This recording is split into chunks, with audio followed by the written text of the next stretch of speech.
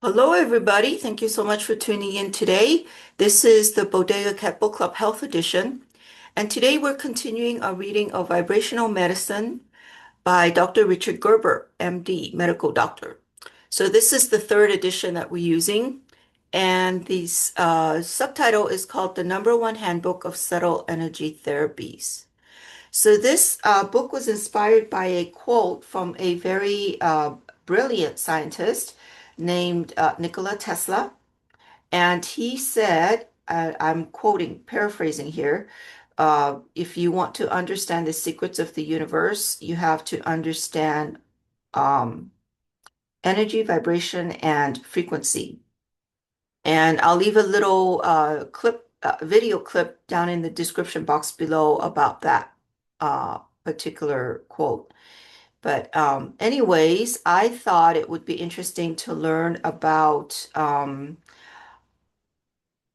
different modalities, if you will, because I think there is a change coming, a big change coming from, the traditional medical Rockefeller, if you will, medical model, which is essentially a sick model, if you think about it, and transitioning to a healthy model, right? Wellness model. So, and I think the transition needs to be, if there is a change from the old model to a new model or system, old system to a new system, there's going to be a vacuum. And that vacuum is going to be, needs to be supported with education and knowledge. Otherwise, there'll be chaos. So that's just my thoughts about that. Anyways, I want to thank you for everyone for being here. And if you do enjoy these book clubs, please do consider checking out our other book clubs. We have our spiritual book clubs on Mondays and then financial book clubs on Thursdays. So we put all the books that we've read in the past, as well as the present ones, on YouTube on a playlist. So you guys can just download it, listen to it when you're stuck in traffic, when you're walking your dog, when you're doing laundry or whatever it is, or multitasking. And we have other contents on there as well, not just the book club. So please do consider going over there, checking it out, and like and subscribe and comment and all that good stuff.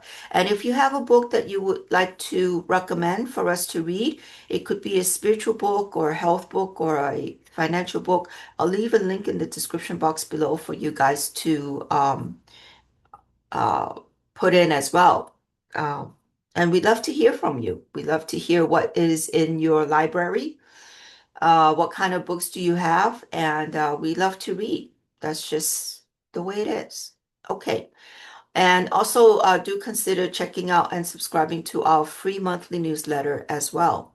And if you want to support us further, you can buy me a coffee, leave a donation. Check out our merch. We have many different merch for your fur babies, for your cats and dogs, as well as for humans. So please do check them out. We're always upgrading our current designs and coming up with new designs. So come back often and check them out and support us that way. And lastly, if you're in the Los Angeles area or if you're visiting LA, please do come visit us at our healing center. We have a healing center that we use technologies based on Nikola Tesla, which is the scientist that I mentioned earlier, based on his research on scalar wave for holistic healing for both domestic cats and dogs and animals. So you could read all about that on our website as well as our other services. And, whatever way, shape, or form that you guys support us, we appreciate it very much. But most importantly, thank you for being here and thank you for um, being on this reading journey with us. And, in my opinion, reading is a lost art. We are so bombarded with distractions that it's difficult for any one of us, and that includes me, to sit and read because reading is a very different skill. It's a mental skill. It's a uh, It's also a skill to, you got to sit for a long period of time or extended period of time, right? And that's a skill in itself. So, anyways, that's just my thoughts for the day. Okay, so let us begin. This is chapter 5, and this will be part 1. Oops, wait a minute here. That's not, that is not the page I want. Here is the page I want. Okay, chapter 5. So if you have a book, you could follow with us there. If not, you could follow with us here on camera, or you guys could just listen. So whatever works best for you. All of us have many different styles of learning, and I always thought it's good to integrate different styles, right? Not just one style. So, all right, here we go. Chapter 5, Subtle Energy Systems and Their Relevance to Ancient Approaches Toward Healing. Oh, I think I can go in my camera a little bit more here. Ah, that's better. Okay. All right. In the first 4 chapters of this book, we have examined the human body and mind from a diverse range of perspectives. By now, it should be clear that there must be more to human beings than just their physical body. We know through modern quantum physics that the physical body is actually a unique aggregation of physical particles of matter, which themselves are points of frozen light. Interfaced with this physical body of light are additional light bodies composed of subtle energetic matter of higher frequency levels than that which the physical eye can perceive. The mechanism of interface between the physical body and these higher energetic systems is a unique part of our subtle anatomy known as the physical etheric interface. The most familiar component of this interface appears to be formed by the acupuncture meridian system. Therefore, it would seem most appropriate that we begin our analysis of energetic healing approaches by examining the mechanisms of acupuncture. Acupuncture and the Chinese philosophy of healing, modern approaches to an ancient method of diagnosis and treatment. Acupuncture is one of the most ancient and, until recently, mysterious methods of healing, which is currently in therapeutic usage. The Neijing or Yellow Emperor's Classic of Internal Medicine, and there's an endnote about that. We won't read the endnote, just a side note here. We won't read the endnotes at the end of the book. If you have a book, you can check it out if you want to do a deeper dive to it. I will just mention it here so you guys are aware. So there is an endnote to the Yellow Emperor's Classic of Internal Medicine. It is the earliest known text.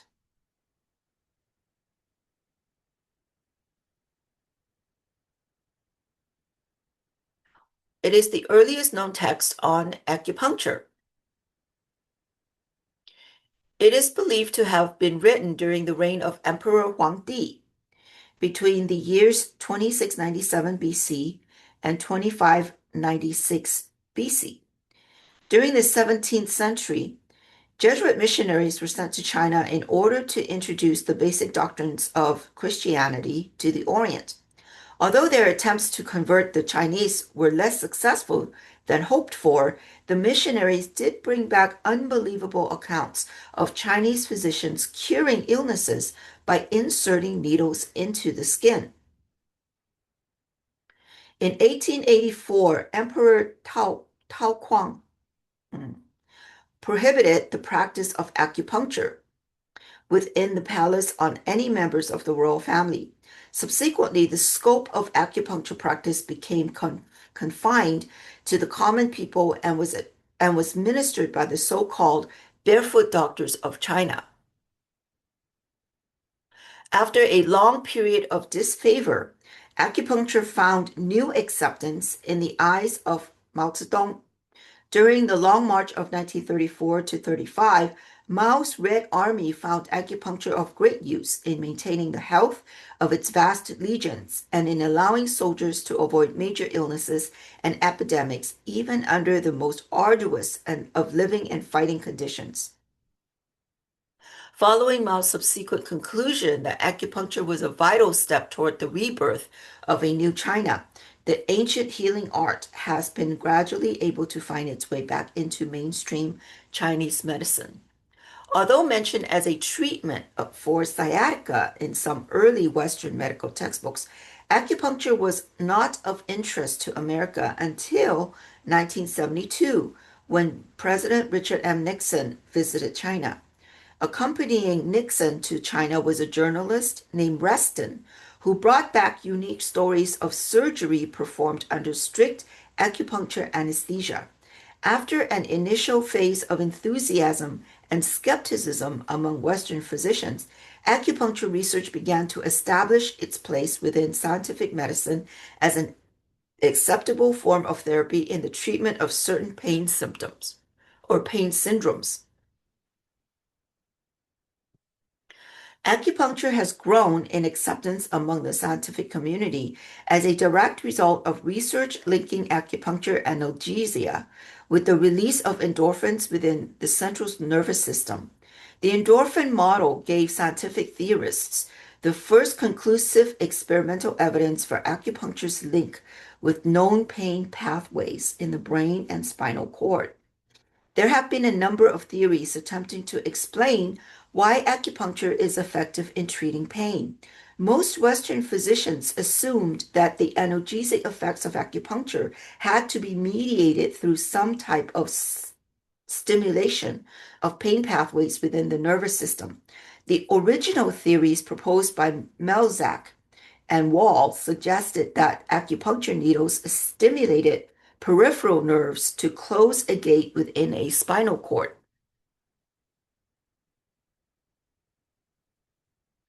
thereby preventing ascending pain impulses from reaching the brain. Although the gate control theory, there is an endnote about that, does not accurately describe the true mechanisms of acupuncture analgesia, it provided a first step into understanding the mechanisms of acupuncture. Further refinements of this model have provided new directions in neurological research by detailing other pain pathways in the nervous system which can be manipulated by such modalities as electrical TNS devices, transcutaneous nerve stimulators. It was suggested earlier that the endorphin model, although successful in explaining certain types of acupuncture analgesia, low-frequency electroacupuncture, was unsuccessful in explaining other acupuncture approaches. For instance, high-frequency electroacupuncture was found to be inhibited by serotonin antagonists, but unaffected by endorphin blocking agents such as naloxone. Excuse me. And there's an end note about that. Serotonin is another one of many neurotransmitters found within the central nervous system. The picture being formed is that acupuncture analgesia is mediated by more than one neurochemical intermediary and is influenced by the type of stimulation applied to the acupoints. Therefore, although it has been popular to attribute all of acupuncture's effects to endorphin release, the data pertaining to the role of serotonin implies that acupuncture analgesia is much more complex than indicated by initial neurochemical models. The early theories created to explain acupuncture's ability to relieve pain have done much to further scientific inquiry into this unique system of healing. The recent flurry of research within the growing field of neuroendocrinology has done much to add credence to these unusual therapeutic techniques, which originated in ancient China. In reality, the acupuncture analgesia models fall short of addressing the true potential of acupuncture as both a multidimensional healing modality with applications other than the treatment of pain and as a unique system of diagnosis. In order to develop a greater understanding and appreciation of acupuncture, it will be necessary to examine some of the Chinese philosophy behind this ancient healing art.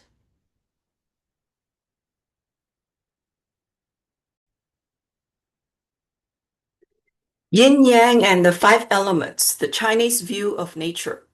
The ancient Chinese philosophy underlying acupuncture therapy, as well as other aspects of Chinese medicine, is an outgrowth of viewpoints on our relationship to the universe around us. The Chinese see human beings as a microcosm within a universal macrocosm. The principles demonstrated by the inner workings of humans are reflected in universal relationships of energetic flow. One of the primary concepts of energy flow is that of qi or qi, a unique energetic substance that flows from the environment into the body. The Chinese feel that the qi is an energy of both nutritive and cellular organizational characteristics, which supersedes the energetic contributions of ingested food and air. I'll read that again because the sentence is italicized by the author.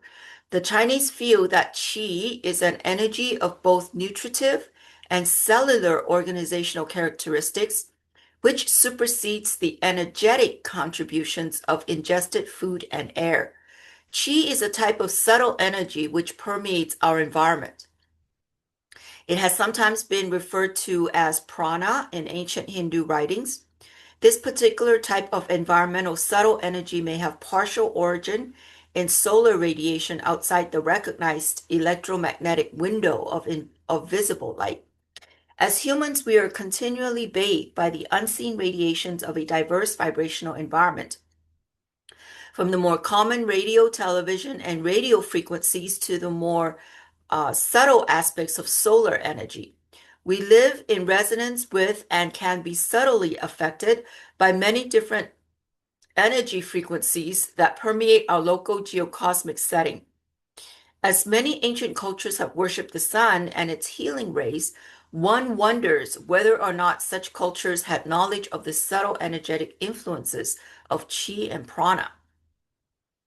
In the Chinese model, qi energy is absorbed into the human body via portals of entry on the skin.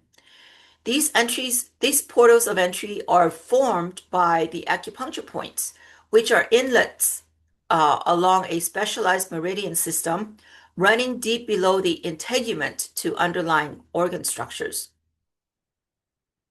Through 12 pairs of meridians, the Chinese feel that the qi flows into the bodily organs to provide life-giving, sustaining energy. Each pair of meridians is associated with a different organ system or function. Another key concept of Chinese philosophy is the idea of energy polarity as expressed by yin and yang.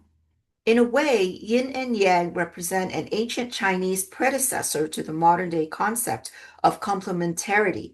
The wave-particle duality of matter is a kind of yin-yang puzzle of modern physics. The Neqing states that, quote, the entire universe is an oscillation of the forces of yin and yang, end quote. Yang is viewed as the male principle, active, generative, associated with sun, light, and the creative principle of life.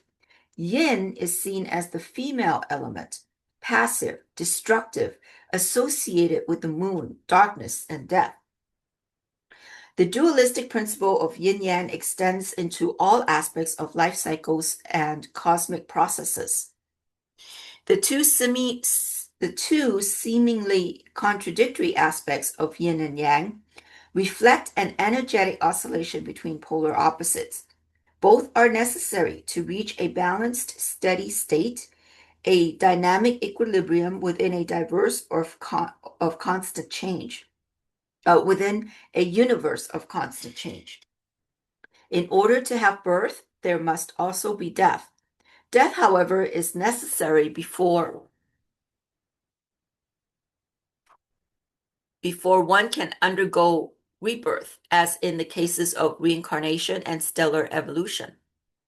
The many complementary yet different dimensions which yin and yang describe are a reflection of the positive and negative polarities of the energies of consciousness. An interesting demonstration of this principle can be seen in the different yet complementary aspects of consciousness as expressed through the right and left cerebral hemispheres. The left brain is the seat of logical thinking. It represents our more analytical, mathematical, linear, and verbal natures. The right brain constitutes the emotional half of the cerebral cortex, expressing our artistic, aesthetic, spatial, and nonlinear intuitive qualities. Both sides are necessary to obtain a balanced, holistic viewpoint of the universe. The Chinese philosophy sees a healthy life as one which contains an even balance of the forces of yin and yang. Maintaining a perfect balance between yin and yang is felt by the Chinese to result in perfect health of body, mind, and spirit. An imbalance in these polar characteristics or energies causes a shift in the equilibrium of the organism, which ultimately crystallizes into patterns of disharmony and illness in the physical body. Energetic dysfunction at the physical level may be reflected by imbalances in the paired meridians of the body. And I'll read that again because it's italicized by the author. Energetic dysfunction at the physical level may be reflected by imbalances in the impaired meridians of the body. For every organ, there is energetic flow through two sets of meridians.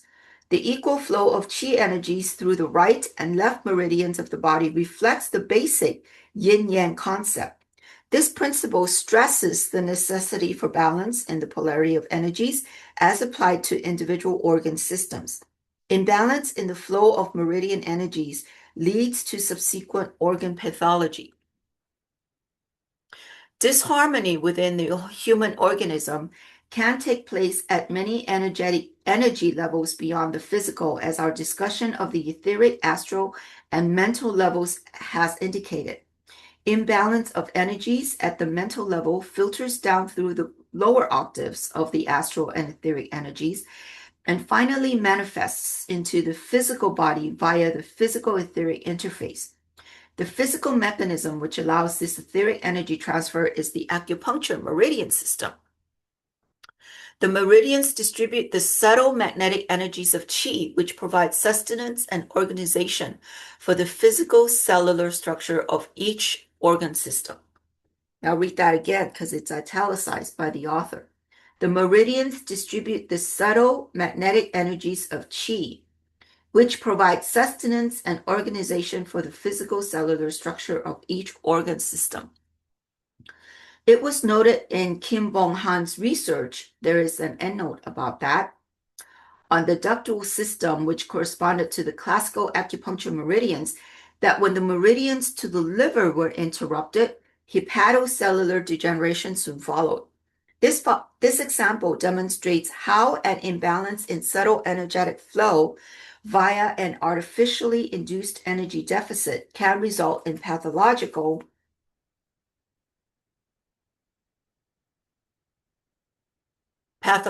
changes at the physical cellular level.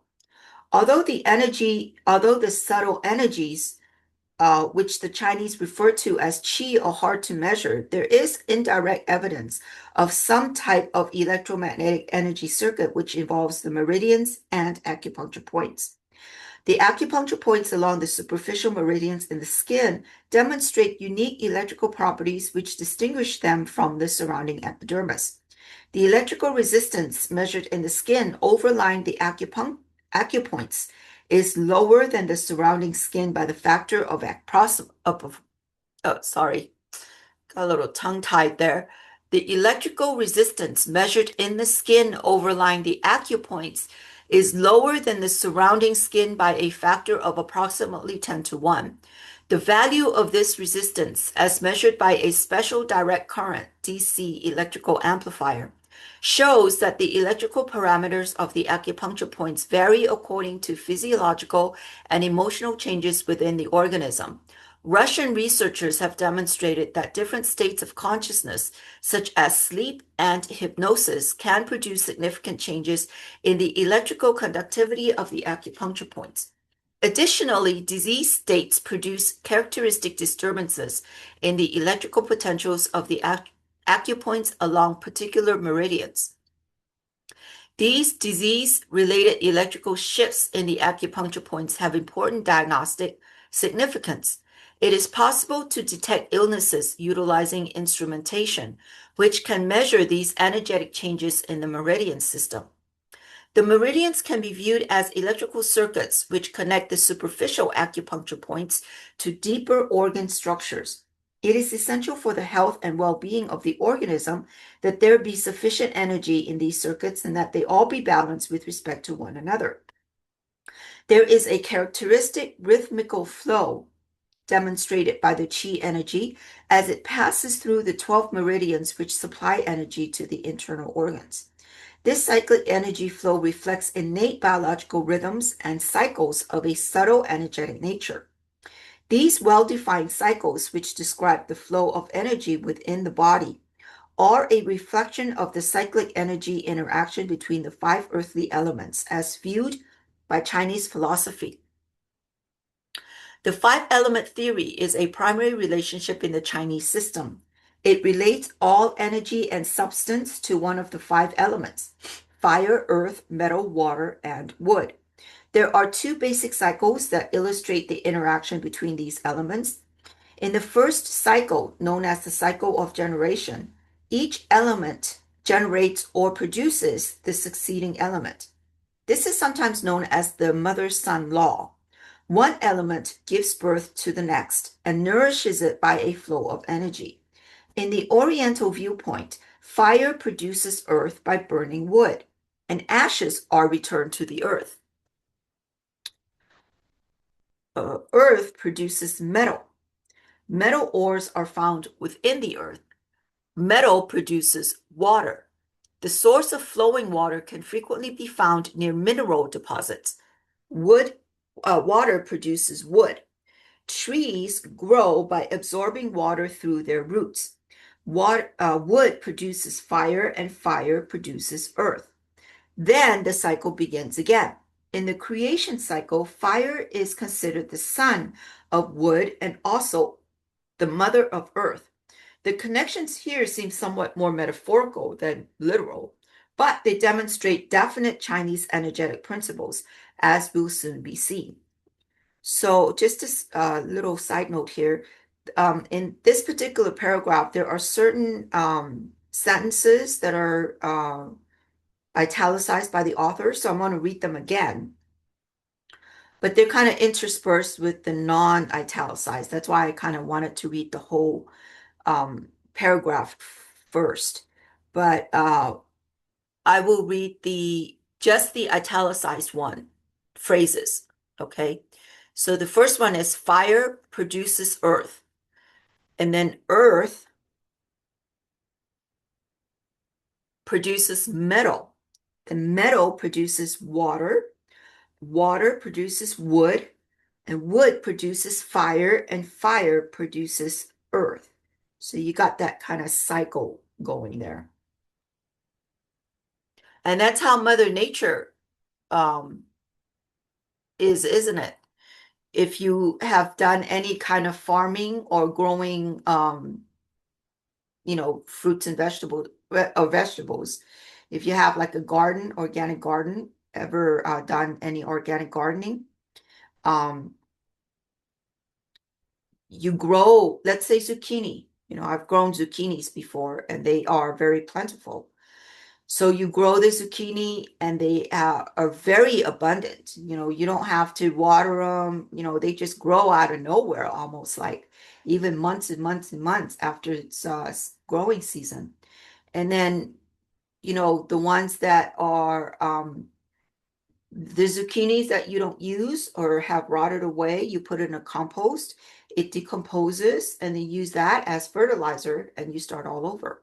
So it's this cycle. And if you look at Mother Nature doesn't waste. She's not wasteful. She recycles.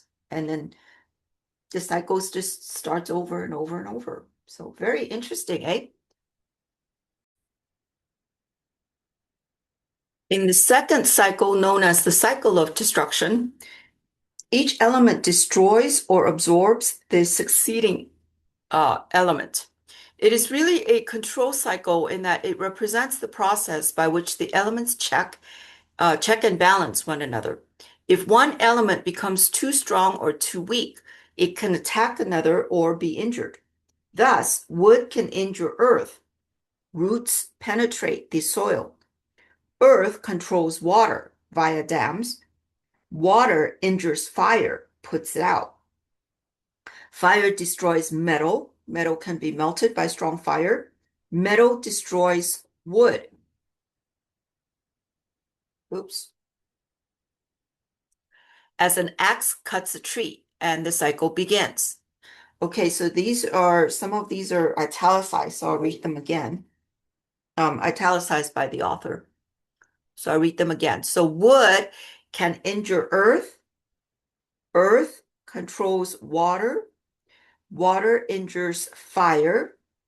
Fire destroys metal. And then metal destroys wood. Right. Okay. So let me finish that paragraph there, and then we'll look at the chart. The importance of these two cycles of generation and destruction is that they form the rational basis for the application of acupuncture therapy. The Chinese believe that the individual is the microcosm, a reflection of the surrounding earthly macrocosm. The interactions of our inner bodily functions, and thus our inner organs, are felt to mirror the cycles of generation and destruction, which describe the energetic relationships between the five earthly elements. Chinese medicine identifies each of the bodily organs with one of the five elements. The Chinese also pair hollow viscera, such as the intestine or gallbladder, with their corresponding solid organs. Okay, so there's a chart here, which is a diagram, so we'll take a look at that. I'm going to move the camera out here. Oops, out. Out, not in. Okay. So here is diagram 19. The five elements and the relationship to energy flow between the internal organs. So you got a pentagonal pattern, which is a five-sided pattern, if you will. On top is fire, which is heart. And then on the right to that is earth or pancreas, spleen. Underneath that is metal, which is lung. And across from that is water or kidney. And then if you go up, it's wood and liver. And then you go back to fire, which is heart. So this is the outer pentagonal pattern forms cycle of generation. Inner star-like pattern forms cycle of destruction. Oh, okay. So you got the pattern of generation and the cycle of generation and cycle of destruction in the same diagram. All right. Well, here, I'm just gonna leave that for a few seconds so you guys can look at it.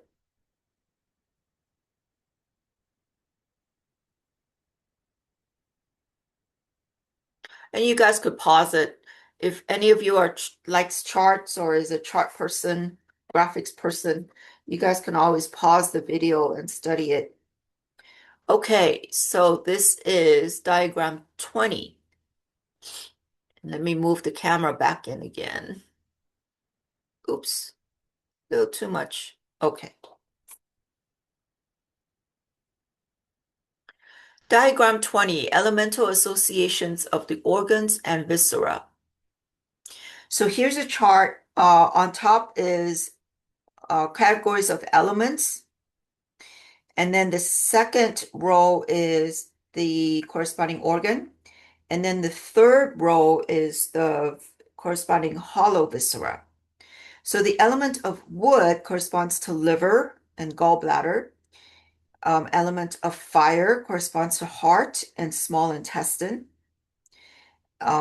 Element of earth corresponds to spleen, pancreas, and stomach. Element of metal corresponds to lungs and large intestine. Element of water corresponds to kidneys and bladder. As noted in diagrams 19 and 20, in the cycle of generation, the heart, which is fire, supports the spleen, which is earth. The spleen, which is earth energies, in turn cycle to the lungs and large intestine, which is metal. From the lungs and large intestine, which is metal, the flow is to the kidneys and bladder, which is water. From the kidneys, which is water, energy flows via the meridians to the liver and gallbladder, which is wood. From the liver, the subtle energies are recycled through the meridians to the heart and around through the cycle again.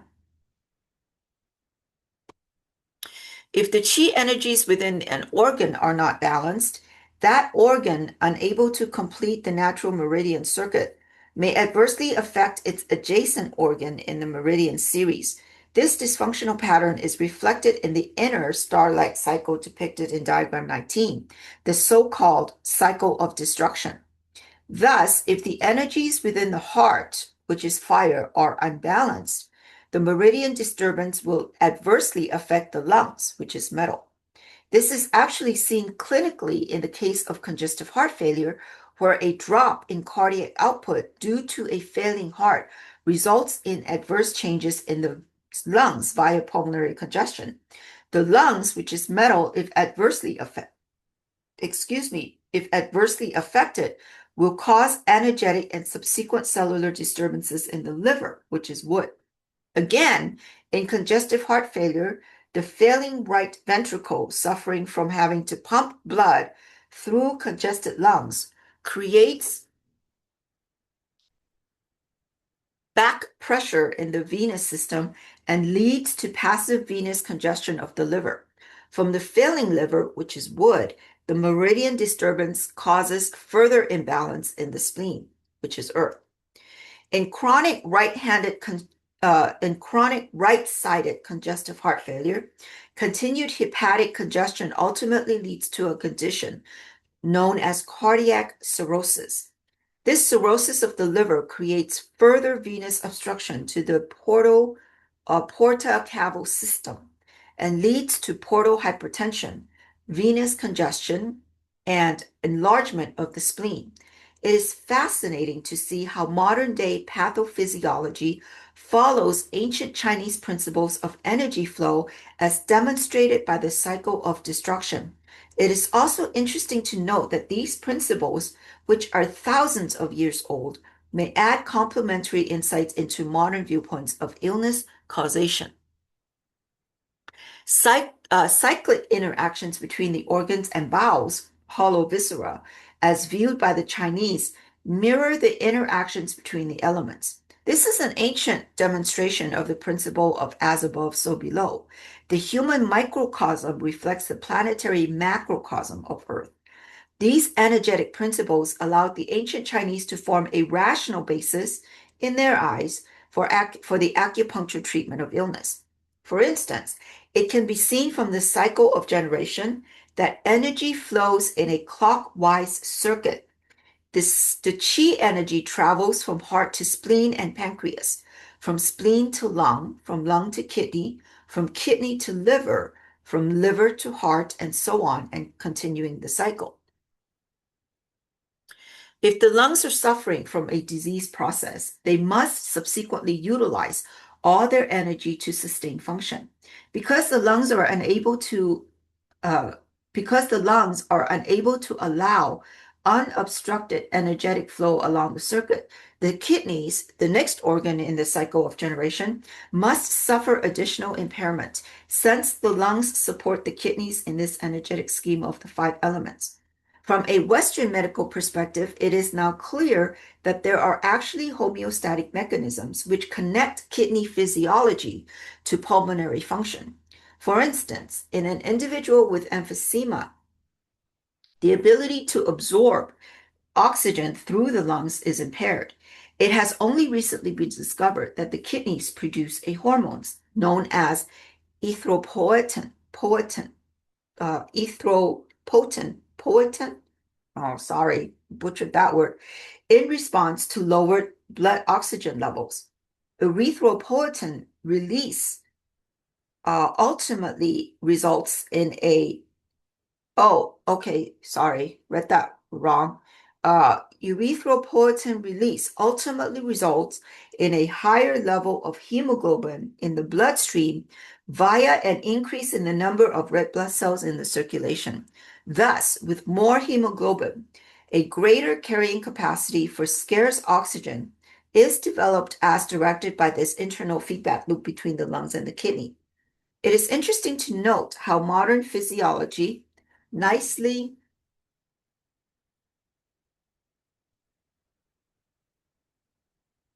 nicely complements ancient Chinese energetic theory. You know, I was so involved in reading from the book that I wasn't sure if the book, if the camera covered our little paragraph there. But anyways, sorry about that. I hope it did. Anyways, if not, you guys can just listen. Sometimes it's hard. You look at the camera to read, or sometimes you look at the book to read. It's multitasking, right? Okay. All right, let's continue. I'll make sure that the paragraph is in the camera so you guys can follow. Okay, returning to our example, it was noted that kidney impairment would follow energetic imbalance within the lungs because of impaired energy flow within the bodily circuit. In order to revitalize the kidneys, it would be necessary to treat the acupuncture points along the meridian supplying energy to the lungs, thus allowing them to better support the kidneys. The principles of classical acupuncture therapy frequently involve this type of cyclic, energetic circuitry viewpoint. These principles allow one to visualize the most strategic points for subtle energetic disease intervention in order to get the desired therapeutic response. Energy imbalance, as viewed by acupuncture theory, can be due to either too much or too little energy flow through particular cyclic loops in the body's meridian circuitry. Acupuncture therapy by acupuncture point, acupuncture therapy by acupoint stimulation may allow new energy to enter into meridian circuits where an energy deficit exists. Conversely, acupoint stimulation may also release excessive energy by providing a kind of safety release valve, which allows excessive flow to be diverted from overloaded meridian circuits. Mm. Okay, we will stop here for now. It's a very interesting section, isn't it, about the acupuncture? I think it's a very underrated uh, modality, but it is an important part of the holistic, integrative aspect of the whole person. Well, anyways, let me know what you think. Have you had acupunctures before? Um, what do you think about it? And what was the result? Was it good, positive, negative? Nothing happened? Let me know. I'd be interested to know. And what do you think about the concept of all the five elements and its correlation with the, organs and stuff like that? I'd be interested to know what you think. So leave a comment in the comment box below, and we will see you next time in our next book club. Okay, bye now.